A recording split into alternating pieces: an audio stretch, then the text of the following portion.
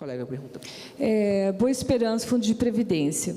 A minha pergunta é a respeito da readaptação.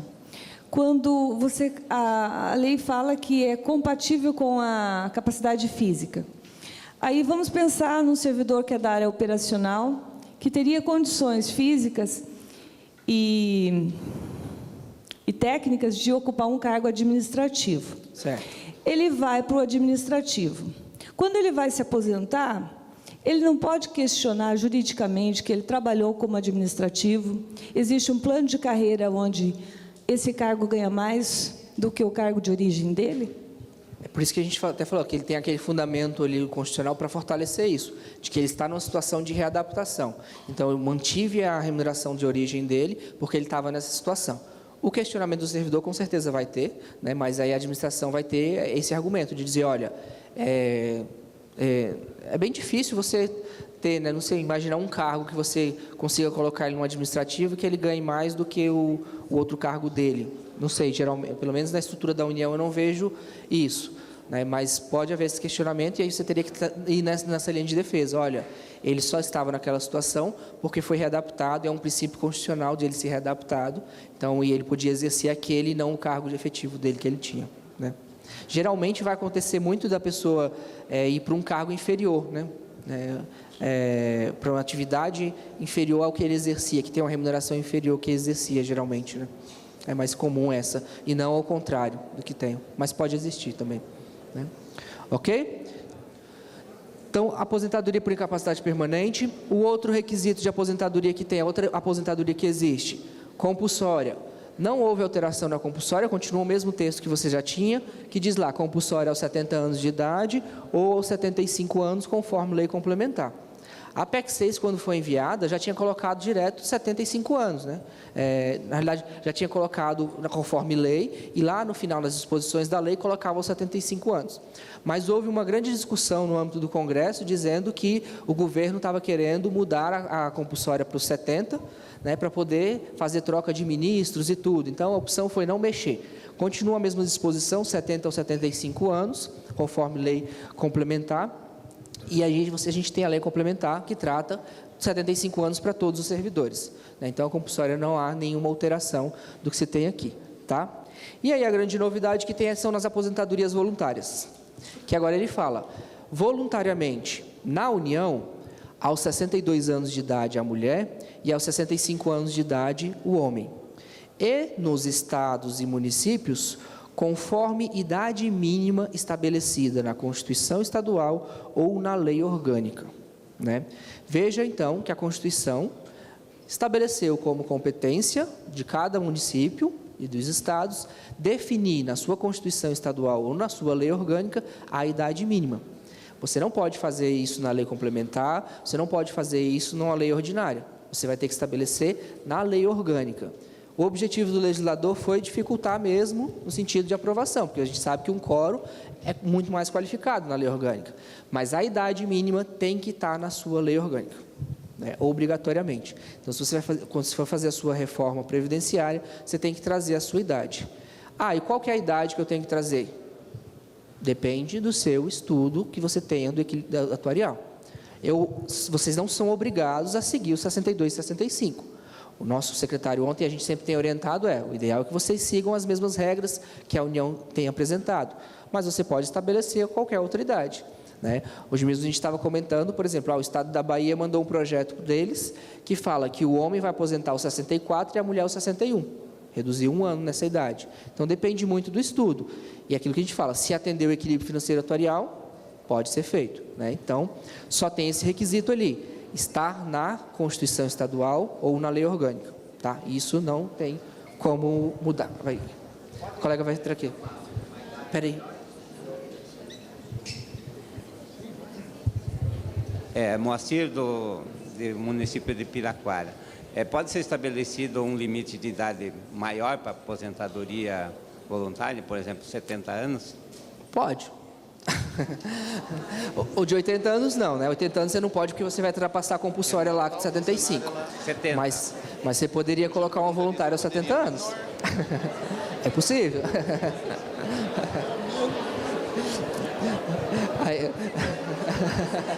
É. A gente não sabe se você vai conseguir aprovar, né? Mas pode. Ok? Tinha mais pergunta ali, né? Espera aí, pessoal. Vamos lá. Olha, vamos lá. Meus amigos da RPPS, Só, silêncio. vai. Deixa eu só complementar uma coisa que a colega falou ali, na questão da readaptação. E a gente estava comentando aqui, que eu acho importante destacar, que é assim, no caso do funcionário ser readaptado, você tem toda a comprovação de que ele foi readaptado. Então, ele saiu da função dele lá de operacional para administrativo por conta da readaptação.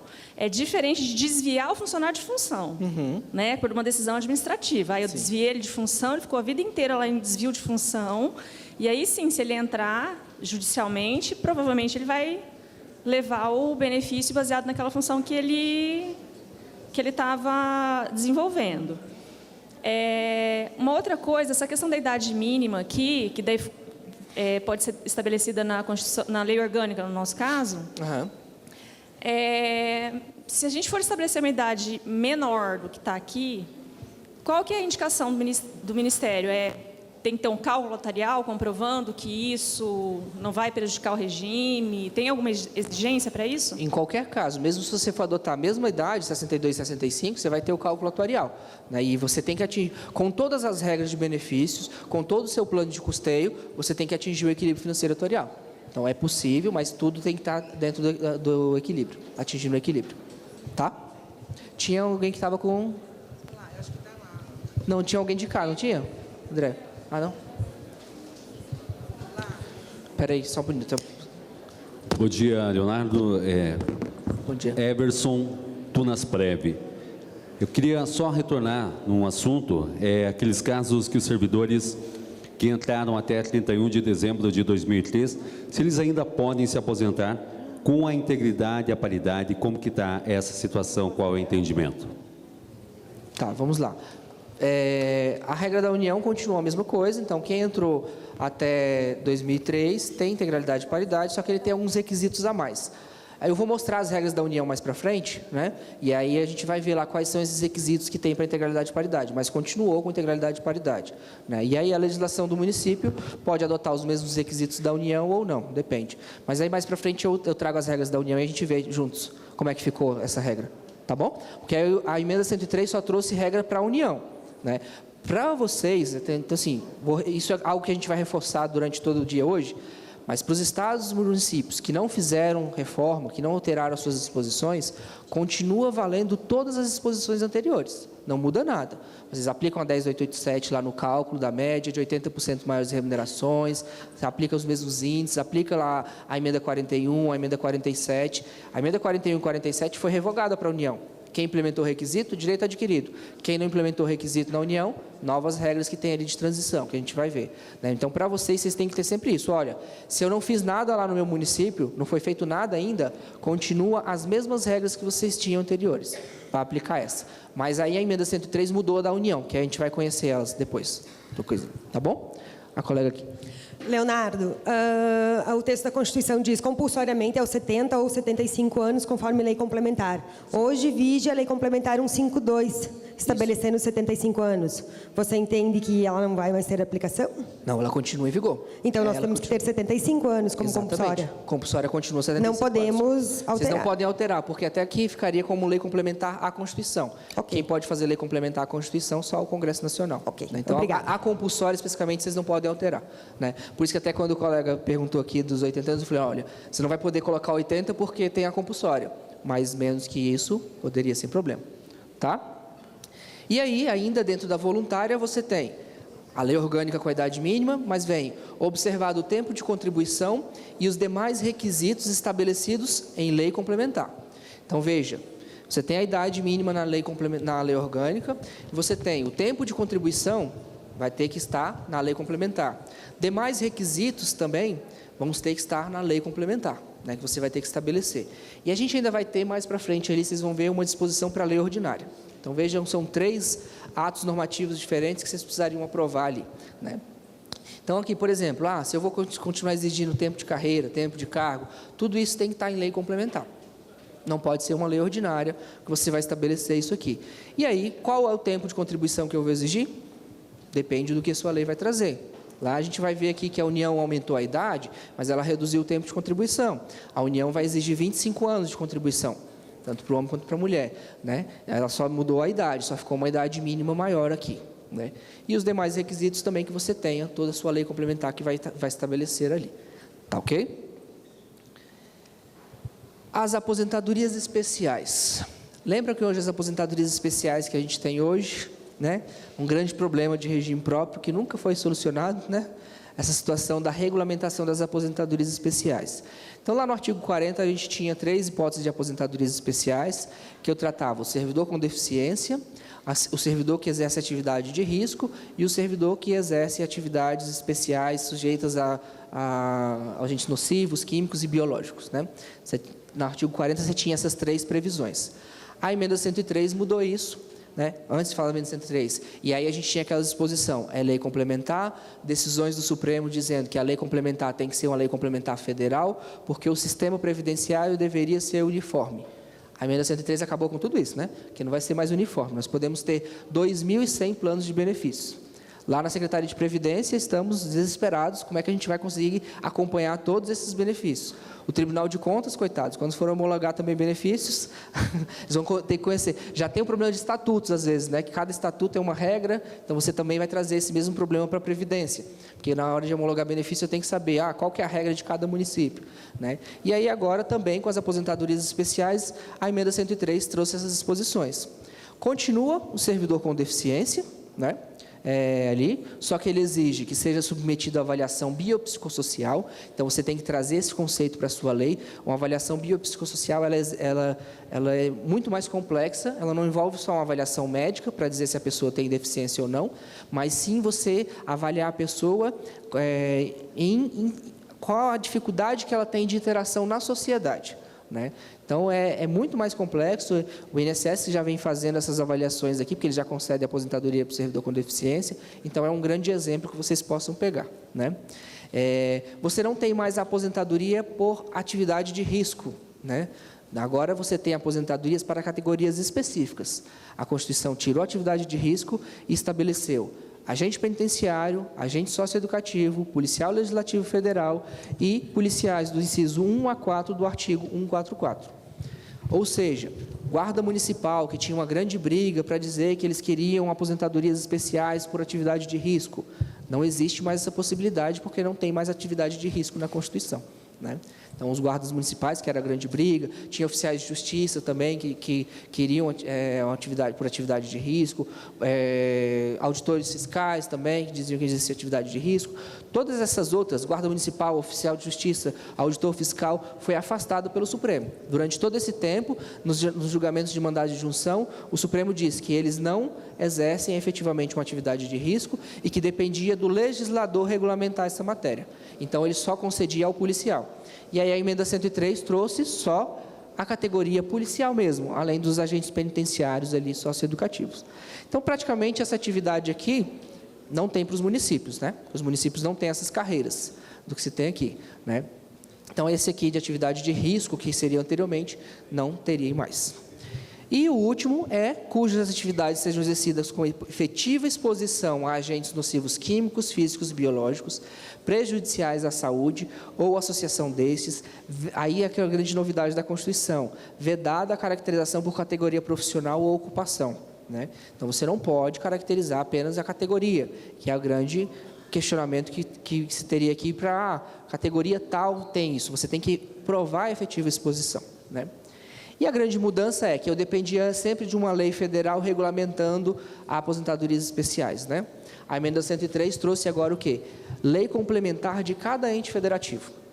Então, é a lei complementar do seu município que vai estabelecer esse regramento aqui, né? Então, se você não faz uma regulamentação, por exemplo, o servidor com deficiência, até hoje não tinha regulamentação, né? E senão, o servidor tinha que impetrar mandado de junção contra o presidente da República para conseguir o mandado de junção, para que vocês pudessem conceder o benefício, né? Agora, a novidade é que o mandado de junção não vai mais parar no STF, né? Se é uma lei complementar, isso aqui vai ser julgado pelo Tribunal de Justiça. porque a competência da lei complementar agora a ser editada é do prefeito, é do governador, e não mais do presidente da República lá, né? Então, isso vai vir questionamentos para vocês. O segundo item não tem nos municípios, tem do Estado. Se o Estado não regulamentar, também haveria questionamentos disso. Já o terceiro item, hoje a gente tem a disposição da súmula vinculante 33. Ela continua em vigor para aqueles entes que não regulamentaram, que não fizeram a sua reforma, né? Então, vocês vão continuar aplicando a súmula vinculante 33 para conceder para os servidores que exercem atividades com agente químico, físico ou biológico, né? Então, por enquanto que vocês não regulamentem isso na lei complementar de vocês, só pode ser lei complementar, vocês vão ter que ir aplicando as disposições que se tenham.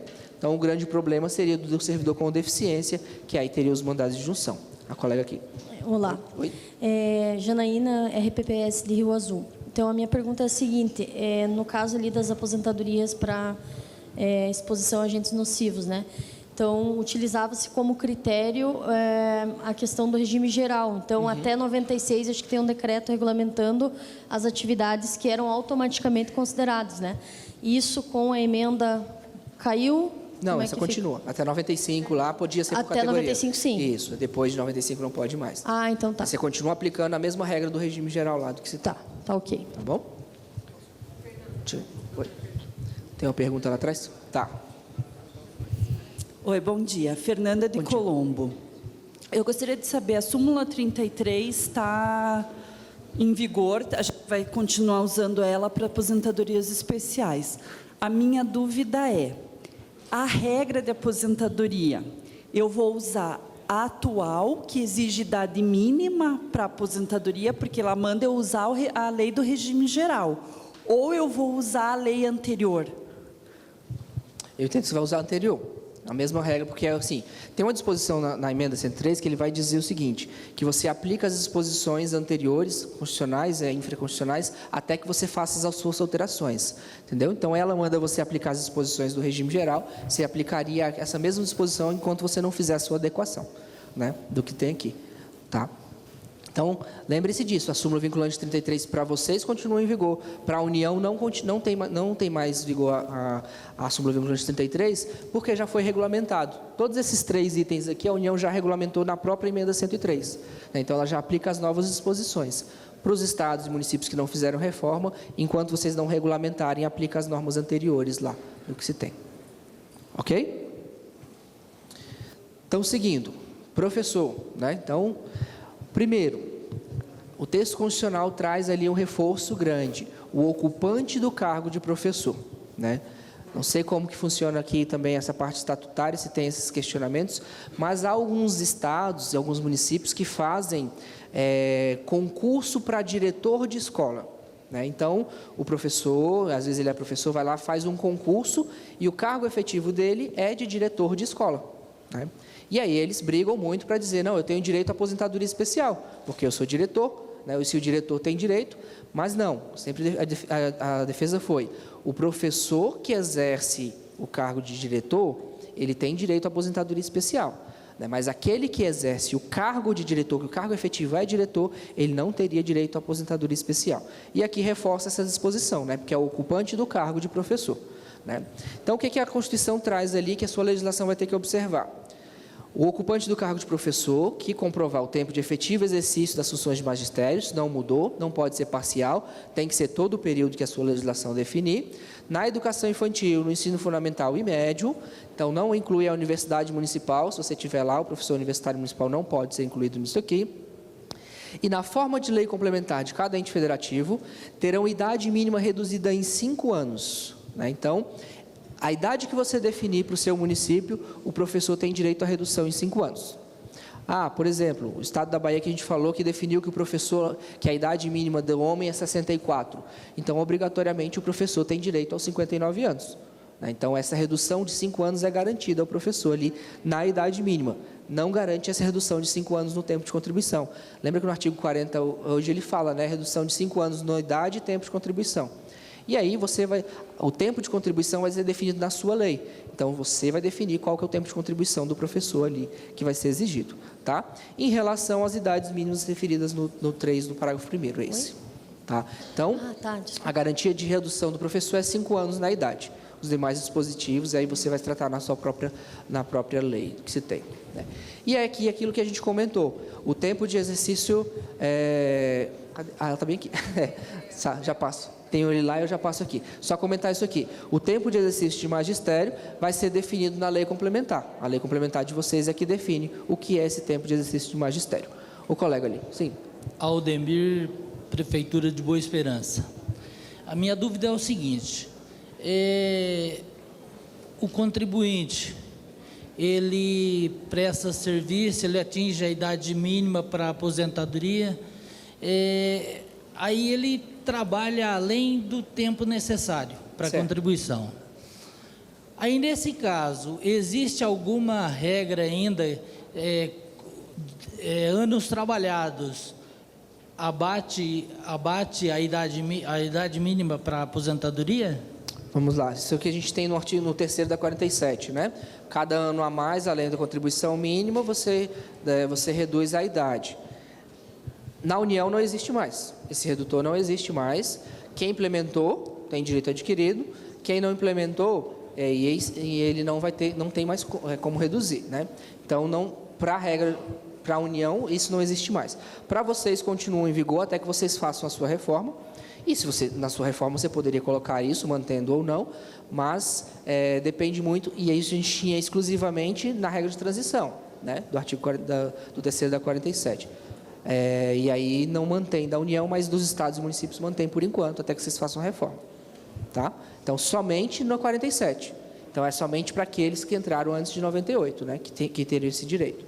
Né? Quem entrou depois de 98 não tem esse direito desse redutor ali que se faz. A colega aqui. Janaína, RPPS de Rio Azul. A minha dúvida é com relação aos municípios que têm cargo de pedagogo. Certo. Que você citou o caso do diretor de escola, né? Nós temos cargo de pedagogo. Entraria na vedação. Ele não tem direito à aposentadoria especial, né? O cargo de professor. Se ele está exercendo ali um cargo de pedagogo que não é de uma função de magistério, né? Ele não está ali como a gente fala, dando aulas mesmo, exercendo essa função de magistério, ele não teria direito. Porque você pode ter uma pessoa como pedagogo, por exemplo, eu não sei se em todo lugar, mas lá no DF, no DETRAN do DF, tem um pedagogo, que ele trabalha com a educação de trânsito. Ele não tem direito à aposentadoria especial, né? Então, depende muito do exercício que ele está. No nosso caso lá, eles atuam, a maioria atua, tem alguns que atuam na secretaria e alguns atuam nas escolas mesmo. Mas exercendo uma atividade de assessoramento ali. Eu também entendo que ele não teria pedagogo. Ele teria que ser o cargo de professor. É diferente do professor que exerce o cargo de coordenador, às vezes, supervisor escolar lá. Pessoal, que tem, né? Por favor, pessoal, as conversas paralelas. Vamos, tem uma pergunta ali, né? Sim. Bom dia, Sérgio de Medianeira, Paraná, Instituto de Previdência. Essa, na forma da lei complementar de cada ente, diz respeito ao que vai considerar como atividade de magistério ou diz respeito à idade mínima que vai ser reduzida? A idade mínima é garantia, né? Então, sim. Mas lembra que a idade mínima a gente coloca na lei orgânica, no caso de vocês, então ele tem garantia de redução. Mas o ideal é que você replique isso na lei também. Mas aqui é muito na forma da questão da atividade de magistério, mais, porque você tem essa garantia ali já de redução do professor, do que tem, tá? Afonso, RPPS Toledo. Seguindo a pergunta do colega, não se corre o risco de cada ente definir uma forma diferente de ser considerado função de magistério? E como que fica isso na compensação entre os diversos regimes depois? Sim, é um grande problema que a gente levantou quando foi essa questão de você permitir que estados e municípios cada um faça a sua regra, a compensação previdenciária. Em regra, a compensação usa o seguinte: eu vou simular o benefício no ente de origem, né? Onde você iria conceder o benefício, então lá no regime de origem. Então é o que o sistema Comprev também vai sofrer para entender todas as regras de todos os entes federativos. Então ele vai ter que simular em cada um para poder fazer essas exposições. Mas é um grande risco. Geralmente o professor, às vezes, eles têm 2 cargos. E ele pode exercer um cargo no seu município e no município vizinho. E aí, em um vai contar uma forma, o outro não vai. E aí, onde é que ele vai brigar? Naquele que não conta, né? Ele vai vir reclamar com você que não conta isso na legislação. Mas realmente, digamos assim, é uma autonomia que ficou da legislação, só que traz todos esses impactos ali na hora de concessão de benefícios que tem. Tá? Ok? Tinha mais alguma? Não, estão aqui. Então, vamos passando. As aposentadorias do regime próprio, elas não serão inferiores ao salário mínimo, né, e nem superiores ao teto do regime geral de previdência social. Veja que aqui a gente já está limitando ao teto do regime geral, porque a gente vai falar um pouco mais à frente da obrigatoriedade da criação da previdência complementar. Então, todos os regimes próprios vão ter que ter previdência complementar, né? Deixa eu fazer uma pergunta para vocês. Tem algum município aqui que não tenha nenhum servidor ganhando acima do teto do regime geral? Existe algum município assim, de vocês que não tenha nenhum servidor que ganhe acima do teto? Tem? É bem difícil, né? Porque geralmente você tem ali um médico que ganha um pouco mais, né? Então, sim. Porque ainda que esse ente não tenha, ainda que exista... Por favor, as conversas paralelas, por favor. Pessoal, vamos lá? Ainda que não exista nenhum servidor ganhando acima do teto do regime geral, obrigatoriamente esse município vai ter que aprovar uma lei criando a previdência complementar. Ele só não vai efetivamente criar, né? Mas ele tem que cumprir esse prazo aqui e criar essa previdência complementar, tá? Mas aí aquilo que eu comentei no início, que até que a colega perguntou aqui sobre a complementar, você tem que observar isso. Eu só vou limitar a remuneração do cargo efetivo, o benefício ao teto do regime geral a partir do momento que eu instituir a previdência complementar, tá? Não adianta você falar assim, já vou limitar todo mundo agora ao teto do regime geral, não vou conceder nenhum benefício acima do teto do regime geral ali, do que tem, né? Mas aqui não, somente a partir do momento que você implementar a previdência complementar, aí sim, para aqueles novos servidores, eles estão limitados ao teto, né? Aqueles que entraram anteriores à previdência complementar, você tem dois caminhos. Se ele optar pela previdência complementar, aí ele vai para esse teto. Se ele não optar pela previdência complementar, ele não está limitado ao teto do regime geral, o teto dele seria aquele teto constitucional, que geralmente está o prefeito, né? Ali no de vocês, né? Mas, então, tem que observar bem essas situações do que se tem, tá? O prazo para a instituição de previdência complementar são 2 anos, já começou a correr. Sei que vocês vão falar sobre previdência complementar aqui no final, a última apresentação. Só que 2 anos parece muito, mas não é, tá, gente? Já comecem a pensar e já visualizar como vocês vão fazer, tá? Regra de cálculo dos proventos lá de aposentadoria, eles serão disciplinados em lei do respectivo ente federativo. Então, uma lei ordinária pode tratar da sua regra de cálculo. Qual é a regra de cálculo que você vai adotar? Depende do que você queira, né? E depende de você atingir o equilíbrio financeiro atuarial. Eu quero manter a mesma regra de cálculo. 80% das maiores remunerações desde julho de 94?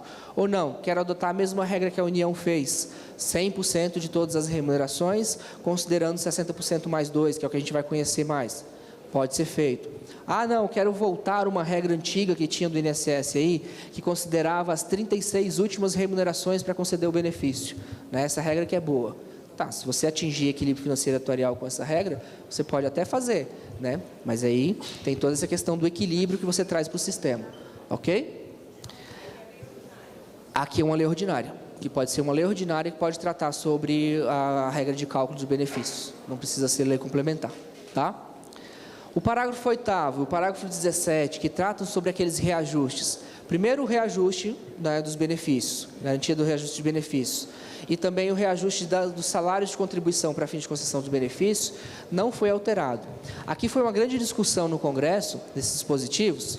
Pessoal, silêncio. Foi uma grande discussão no Congresso nesses dispositivos, porque queriam se retirar esses dispositivos da Constituição e deixar eles para a lei, que a lei iria estabelecer. Mas houve uma grande discussão sobre a garantia de você ter pelo menos a inflação ali nesses benefícios, né? Então acabou mantendo o parágrafo 8º e 17 não altera. Então a sua lei vai definir qual o índice de atualização dos benefícios. A maioria dos municípios geralmente segue o mesmo índice do regime geral, mas não obrigatoriamente, você pode definir na sua lei. E o parágrafo 17 lá também o índice de atualização dos salários de contribuição para fins de concessão. Também a sua lei vai definir qual é esse índice aqui, ok?